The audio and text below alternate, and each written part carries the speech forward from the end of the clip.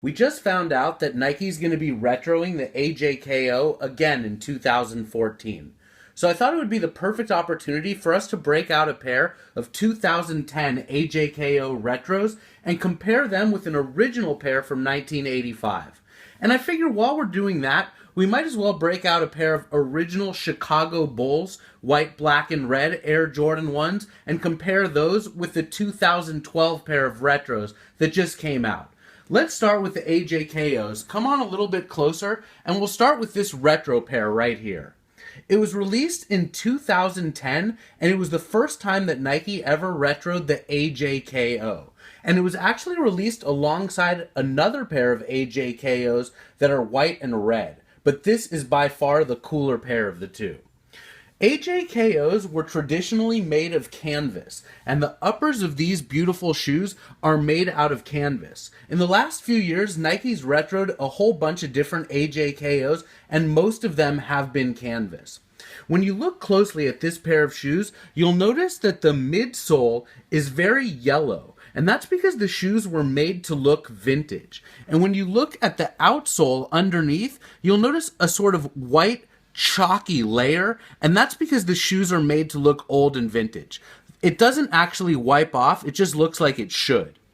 I think Nike did a great job with these AJKOs. They really look old and vintage. And when you look at the box, check out what they're calling this shoe. The Air Jordan 1 Retro KO High. I wish they would call it what it is, which is an AJKO, not an Air Jordan 1 KO. And also, they spell high H-I, and I wish Nike would be a little more consistent. Sometimes they spell high H-I-G-H, and other times H-I, just like they did here. And one last thing to mention, the shoes were made to look vintage. And usually when Nike does that, they'll call the shoe vintage on the box. But this pair doesn't say vintage, and it doesn't have any sort of a vintage abbreviation. And even that, sometimes Nike abbreviates vintage VNTG, sometimes they do VTGE, and sometimes they just write out vintage altogether. And sometimes they call a shoe OG if they're trying to make it look vintage. And all this is really confusing, and I wish that it was more consistent. When you look at the details of this shoe, you'll notice the Wings logo here, which made it onto the Air Jordan 2, but was eventually ditched for the Jumpman. You'll also notice that this shoe has a Jumpman logo on the tongue, and that it has this cool little heel tab right here, which is something that was on AJKOs, but wasn't on other Air Jordans. Let's work our way over one pair to the right and look at an amazing pair of AJKOs. This is an original pair from 1985. It's brand new in its original box. Let's have a look at that box right there.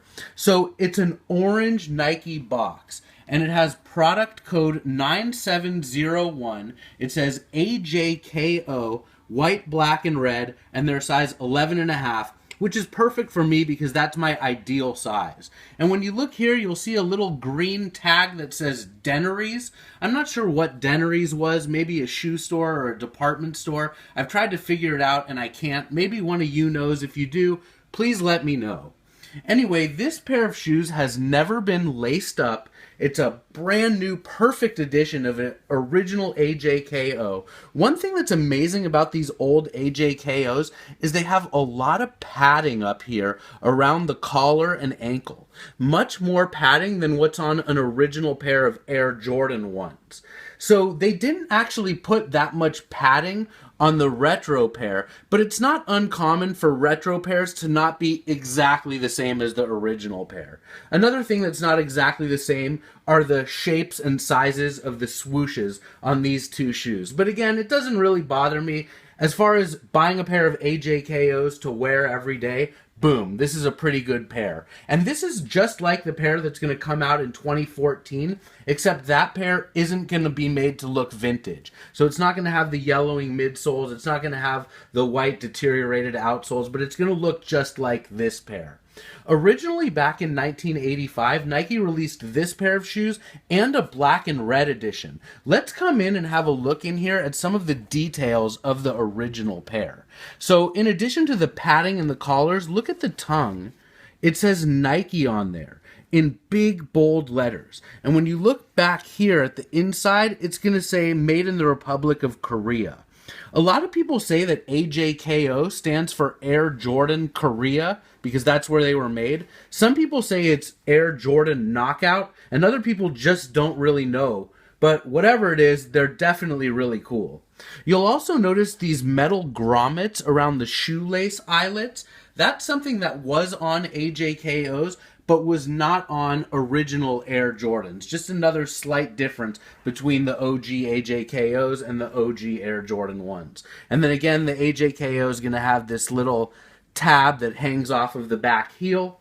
And when we look inside this pair of shoes, we'll look first at the insole, and you'll notice that it doesn't say Nike Air or Air Jordan or anything on there at all. And then just like other Air Jordans, it's going to have information about the size and production date right here. 11.5, 85, 10, 12 is the date of production, and then SH over here. And so that's pretty much the close-up of the AJKO. Originally, the midsoles would have been white way back in 1985, but it's been 28 years, so that's why they look yellow, just like the pair that was made to look yellow. Let's work our way over and have a look at a pair of original Chicago Bulls Air Jordan 1s. When this shoe came out, Michael said it looked like the devil's shoe, and he thought maybe people wouldn't be too into it, which is funny because it's the shoe that changed the sneaker game. Let's start with the box. This pair is new in box. It's got a black and red Nike Air Jordan box. Old Air Jordan 1s come with this type of a box, except the AJKOs have the orange box. When we look on here, 4280 is going to be the production code, Air Jordan High. It wasn't called an Air Jordan 1, it was just the Air Jordan High. White, black, and red, and then again, size 11.5. This pair came from the athlete's foot. I love it when there's a tag saying where the shoe came from. I feel like it tells a little bit of the story of the shoe before I got my hands on it. So this original pair of Air Jordan 1s is in pristine condition. This one's never actually even been laced up. You'll notice the Michael Jordan hang tag here.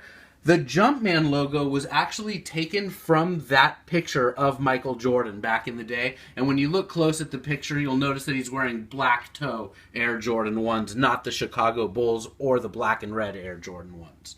Anyway, when we look on the inside of the OG Jordan 1, we'll see the same information about sizing and the date of production, 11.5, 85, 09, 11, and then TY1.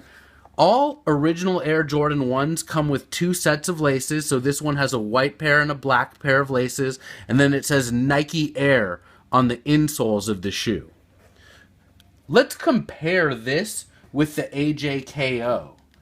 You've got Nike on the tongue here versus Nike Air on the tongue here. The AJKO, nothing on the insole. The OG Air Jordan 1, Nike Air on the insole. These are an amazing example of original Air Jordan 1s. Really, they're museum quality. When you look at the upper right here, you'll notice that there's no cracking or deterioration. And the way that Air Jordan 1s tend to fall apart is going to be up in this black collar area. But this is an absolutely perfect pair. So let's work our way over here to the most recent pair of Chicago Bulls retros. They were released in 2012 in the original Chicago Bulls colorway.